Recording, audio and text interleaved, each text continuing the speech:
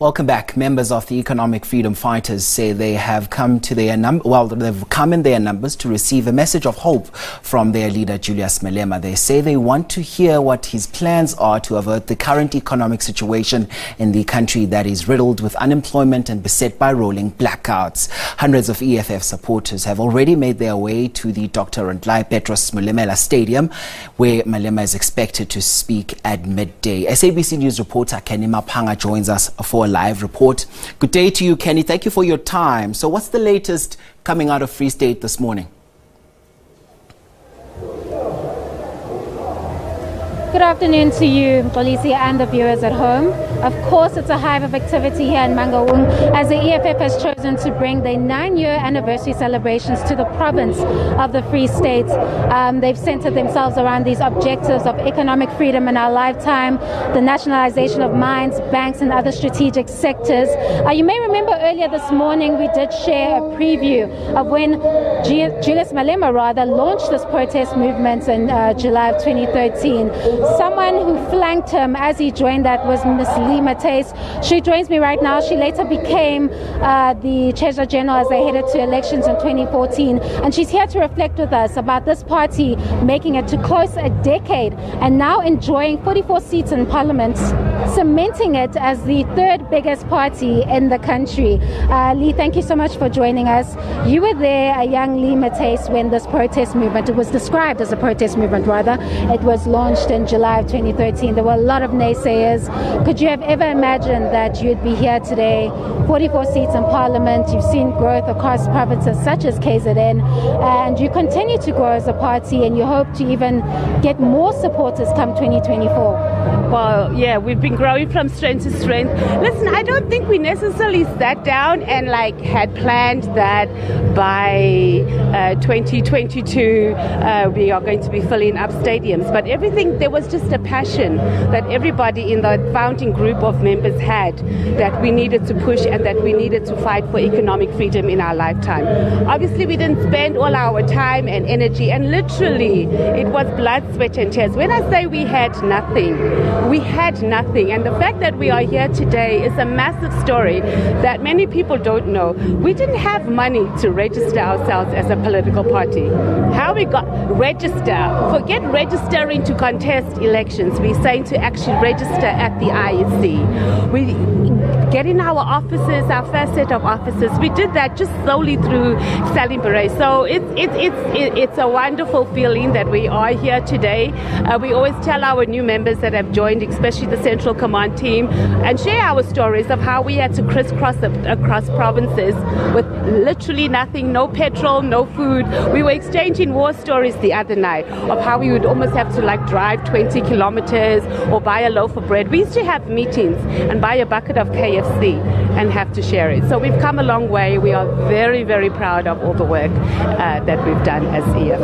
And Leigh, we were chatting earlier, we were referring to you as one of the day ones of the EFF. Just talk to us a bit about how you ended up joining the EFF. You weren't in the political arena before. That was the first time you stepped in, and you ended up becoming TG. How did this journey begin with the EFF? So we started the journey together with the EFF, but it immediately after Marikana happened. Marikana touched a space personally, a space in me that I needed to move out of the whole NGO space because we're always going around begging for crumbs, and we needed political action. At that time, President CIC, they were busy in Marikana and helping the Marikana victims. So I reached out to a mutual friend, and I wanted to be part of being able to assist in that regard.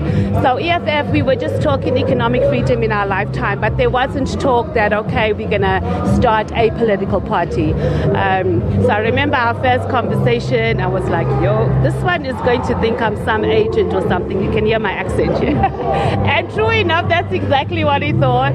So I had to call the mutual friend back and I'm like, yo, please tell him that I'm not an agent. And the rest is history, and we are here today and we built a very powerful movement together. Not just myself, but there's a lot of founding members. Mathys, Komisafana, that's no longer in the CCT, but he remains with us, that built this organization. There are many of the EFF's objectives that citizens and members of society have resonated with, but there are others that form the subject of critique, such as open borders, for example.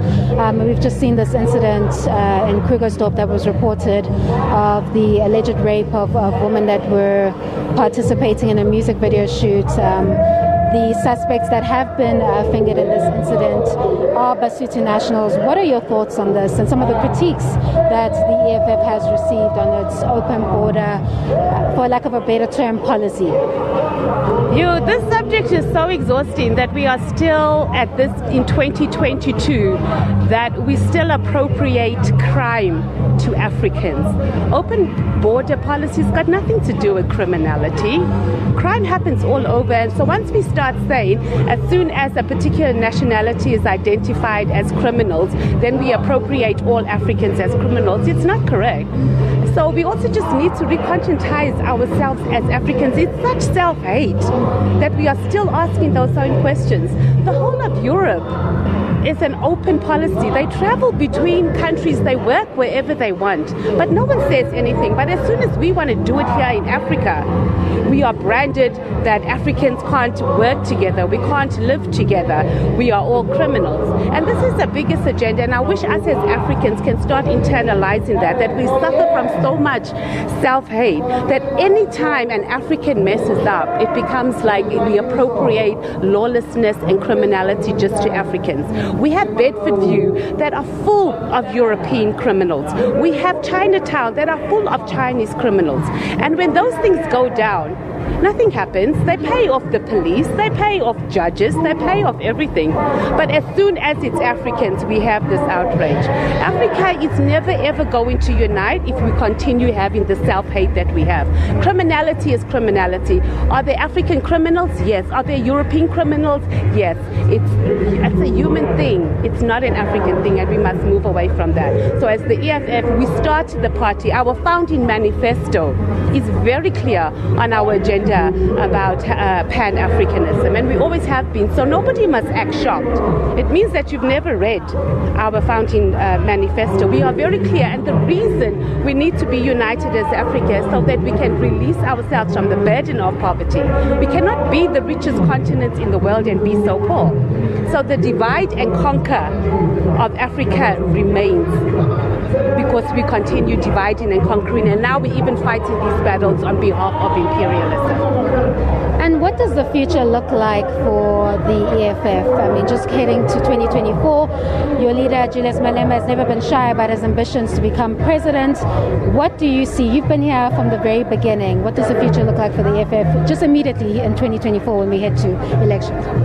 The future always looks bright for the EFF. Obviously, we're going to go in there and we're contesting full power. We have the year of the branch this year. Our goal is 1 million membership, and the 1 million membership is not just about membership, it's about activism. We want activists on the ground, which is going to feed into us being able to build a strong electoral system and being able to take over government and be able to provide economic freedom to our people in South Africa, and not the ANC light version of it. Thank you so much. That was Mathys, who is one of the founding members of the EFF, just sharing her thoughts ahead of this 9-year anniversary. We expect that the program to kick off with a keynote address, will happen a bit shortly after 12. We understand that EFF leader Julius Malema has not arrived yet, but they have started with a program of musical items, and some guests have started to stream into the stadium. We'll continue to update you. SABC will be here for that keynote address by Julius Malema when it takes place. Over to you in studio, Polisi. Kenny Mapanga, thank you very much indeed for that update. Of course, it's coming to us live from the Free State there.